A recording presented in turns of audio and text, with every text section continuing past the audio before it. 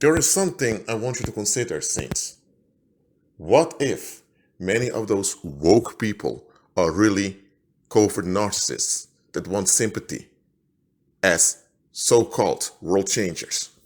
Now, there's nothing wrong with wanting to change the world for the better. That's what every human being should want to do. No human being is excused from wanting a better and safer world. That's obvious. But what if you have people who fake it as if they want to contribute to a better world, but in fact they just want sympathy and narcissistic supply? Just think about it. If someone is so-called woke, if someone so-called awakened from the injustices out there, why are they not forfeiting that same world that they've been awakened from? If someone has woke up to how violent and reprobate the world system is, why are they still seeking acceptance from that same reprobate world system? Okay, let me give you an example to you. Just a common parable. Let's say you have a woman who claims that she is being battered, that she's a victim of domestic violence. If she comes forward and she shares a video on YouTube, a lot of people show sympathy to her. They praise her for being a strong woman and survivor. But then you decide to look into her story. Because when you listen to the YouTube video, you hear some inconsistencies. So you look deeper into the story. And you found out that she has been with that guy for over 12 years. And during those 12 years, she had children with him. Now, the man has been arrested multiple times for open drunkenness as well as for committing public violence, so disturbing public order. And every time she was there to say a good word for him to get him out. The guy was also seen hitting his children in public, and people called the cops on him. And again, it was that same woman who did a good word to get him out.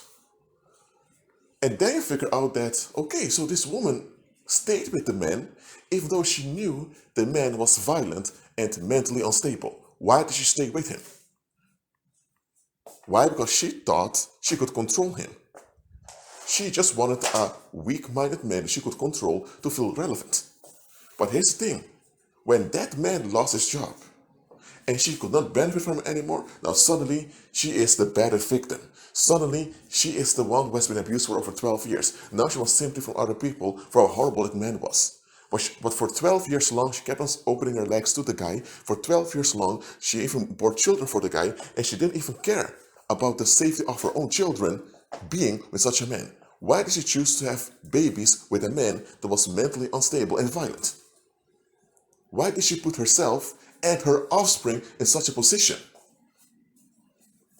Why was it that only when he lost his job that you realized, okay, this guy's abusive? Oh, so as long as the man had his job and you got some financial benefits, you didn't care how abusive he was towards you and your children. You even bailed him out over and over again. So, in this case, this so-called domestic violence survivor is really a scam artist.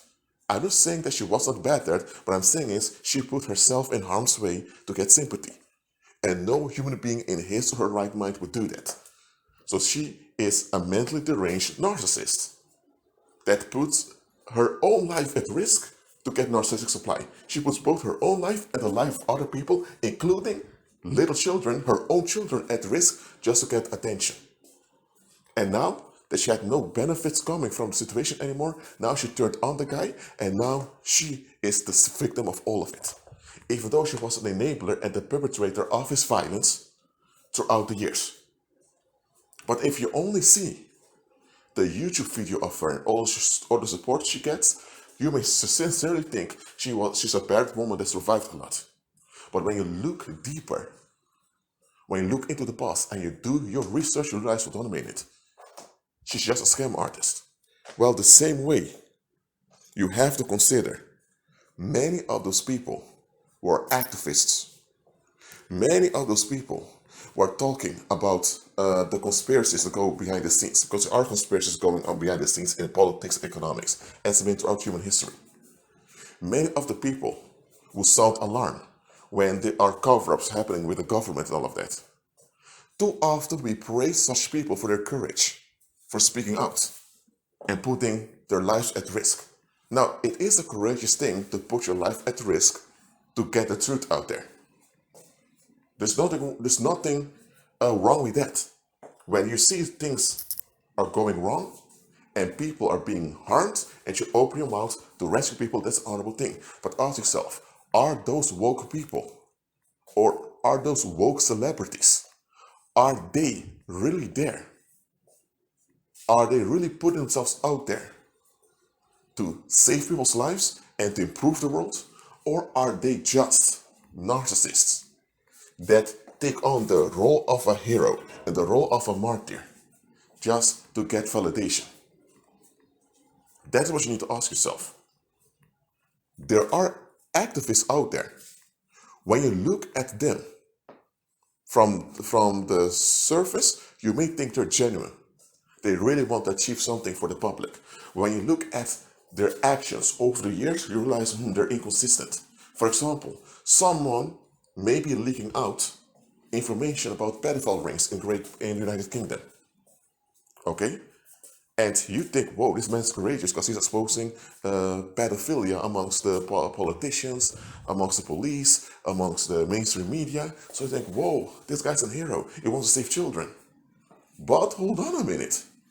That same guy who keeps leaking out information about pedophile rings and pedophile cover-ups in the United Kingdom, that same guy wouldn't address the sexual dysfunction of the British public that leads to broken and dysfunctional families where child abuse happens. He won't dare to touch that. Why wouldn't he do that? That's the root of the issue. If families would be more stable, those pedophile rings wouldn't have a grip to kidnap the many children and to get away with it. And here's the thing. If, let's say he doesn't address the root because he's not that spiritually gifted, he can still see, hold on a minute, if this cover-up of pedophilia has been going on for so long, that means the public must be in on it. Why is the public in on it? Why aren't people addressing this? If he addresses the denial of the British public and he goes to the root of that denial, then sooner or later he will figure out that it's a spiritual thing. And then he needs to admit Christ. Oh, but here's the thing, for him to admit Christ, he needs to admit that he is part of the problem too, because he has expectations that don't add up either. So he avoids going to the root of stuff. So he remains on a surface level. So to the outside world, he's this woke man, this woke activist that sounds alarm to save children. When you look at him as a whole and truly do your examination, you will realize, hold on a minute, why is he only exposing the fruit but not the root of the issue? If you want change for the long term, you must expose the root and uproot the root. So if people never address the roots of an issue, but they always talk about the fruit and they escalate against the fruit, then likely they're just fake. They're just using the suffering of other people to boost their own ego. I'm telling you, there are a lot of woke narcissists out there. Yes, woke narcissists. They just want to boost their own ego and make money off of it while pretending to be heroes and freedom fighters. Am I saying that there are no heroes out there in the human species? Am I saying that there are no courageous people out there who want to do the right thing or want to do the best thing? They exist. But those people are less likely to come in public because they know that once they come in the public openly, they'll be lynched. Now, some of them will come in public because they are very courageous and they know that if they don't come into the public, they likely won't get the attention they need to get things done. So some of them will come into public, but once they come to public, they're ridiculed and they're shut down. Those that come into the public, and it seems as if they're being accepted by the public, and this is because the public sees that they are not a threat. That's why those famous conspiracy theorists out there, they are ridiculed by the public, but the public doesn't actually take action against them. You know why? Because they're not a threat. Yet a lot of conspiracy theorists talking about 9/11. But why didn't the public do actually persecuted them and to shut them down? It is because they were only talking about the two towers going down. They were only talking about cash flows from Iraq and Afghanistan to some pipeline in Europe or whatever. They were only talking about external operations that happened elsewhere. They did not address the root of the issue that 9/11 was a satanic ritual to traumatize the masses. But because once they admit this, then they need to admit it's satanic, that means it's something spiritual. And then they need to get into the root of it, which is paranormal. And when it comes to the paranormal, you need to address, oh, if the paranormal is real, then the good side is also real. And the good side is led by Christ. Oh, but many of those people don't want to serve Christ because they are in darkness themselves. So when you see those woke people, or those activists, or those freedom fighters come in public and they're not lynched by the public tolerates them, it is because the public can clearly see that they are not a threat. They are not a threat whatsoever.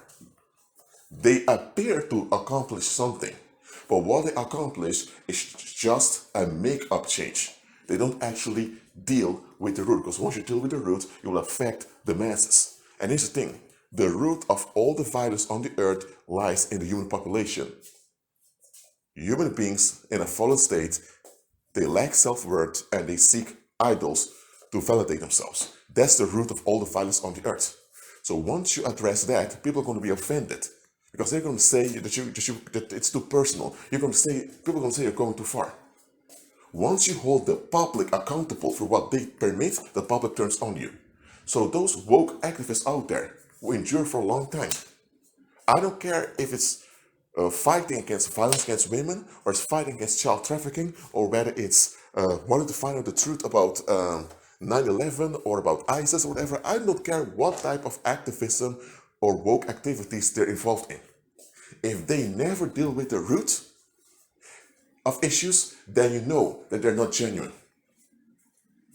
So beware of those woke narcissists. Be at peace.